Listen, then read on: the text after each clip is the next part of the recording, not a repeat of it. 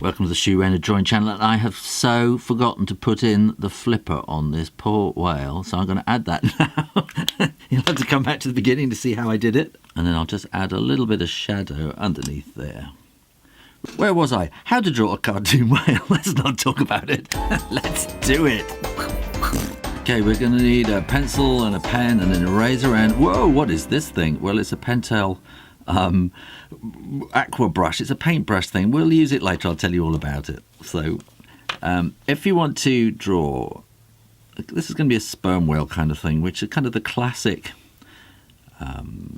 picture book kind of whales. Draw a line like that. It comes down there, and then it just you want it curving up a bit like that there, and that's all the plan you really need. And then you want to draw round, it has a big kind of round nose, and it has some wobbly, knobbly bits at the back as well. And then come around here, and I'm going to bring that up there into just a little smile. That's its cheek. Of course, whales don't really have cheeks like that, but this is a cartoon whale, and this is its bottom jaw, and then we want a few knobbly wobbly bits there as well. Bring that around to about there, and then we want to put in the tail, so cross that line with a nice curve. Am I still on the camera? There we are. Right, good. And flick it around and then bring it down like that, and then this can come to join it there. Follow this line around here a little bit there. It's called the lobe of it's a fluke, it's not really a tail. Whales don't have tails. If you look inside a whale skeleton, you will actually see its legs. I know it sounds weird. And this is not quite a circle, it's kind of slightly triangular, which makes it look a bit happier. And then sperm whale has kind of peg teeth, but I'm just going to put a nice smile in there, because this is a cartoon whale. Okay. And it's got its blowhole right on the top there on that kind of whale, on a sperm whale. And I'm just going to put those little bits of shadow in there, and then maybe a little bit around the bottom there as well. How is it fitting in? We can maybe add some bubbles coming out of this nose there. When you are sure it is dry, then you can erase the pencil lines. I'm going to paint this in watercolour, and the reason I use Rotring Tikky pens, I'm not advertising, I don't get paid. The reason I use them is that they are waterproof. When it dries, it is waterproof, and you can watercolour straight over the top.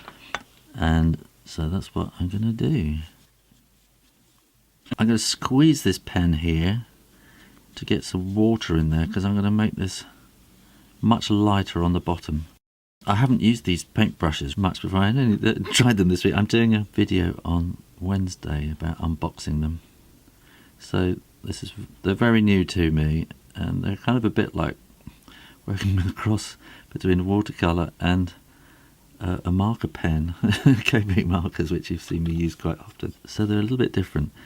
And what I'm going to do is I'm going to drop some stronger colour in up on the top here, and let it kind of drip down into the water, so it's kind of bleeding and blending in. And I want it to have a nice pale tummy, and I'm going to put a darker area on there. I'm just going to have leave a little bit of white at the front there, like that, a little bit of white area. I have left that to dry, and now what I'm going to do is I'm going to get this is emerald green. No, it isn't. It's called Windsor green. This is made by Winsor & Newton, so it's their green. And I'm just going to paint a lot of this. Where does this kind of fit? So that's on the edge there. So I'm just slapping this colour on here, but what I want is for it to kind of get darker down below, so that the paleness of the underneath of the whale kind of stands out by having it darker down below. And of course, as you sink down in the ocean, it does get darker as well. I know that this is dry now. A lot of watercolour is kind of waiting for things to dry. So you can always have a piece of kitchen towel at hand. So if I was working with my normal brush that I'm used to, that wouldn't happen. So that gives a little bit of glint in his eye, and then I'm just going to put a little hint of kind of shading in on these teeth. Something tells me there should be a hint of kind of pinkiness underneath here. It's probably too pink, but so again I can dab most of that off and just work that colour in instead. There we are. And I'm going to do a little kind of pink smile, and then I'm going to wash that colour away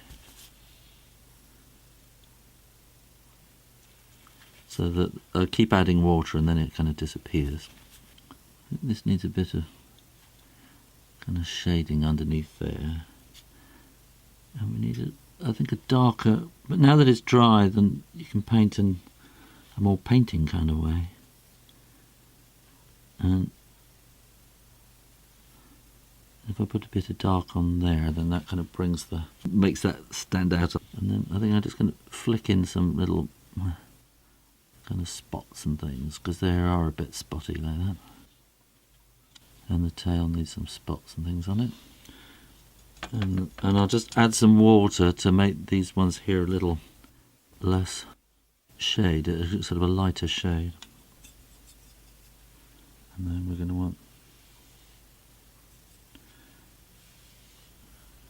some hints of kind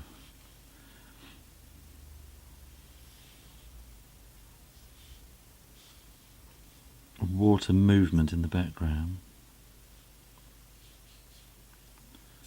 You maybe even have some coming over the whale like that on top. And then I'm just going to add some little highlights to... That's not quite white enough. This is my permanent white. This is actually gouache, which is a bit whiter, and I'm just going to add some little bits of white along the top there to make that look shiny, and along there as well, and just there and around there.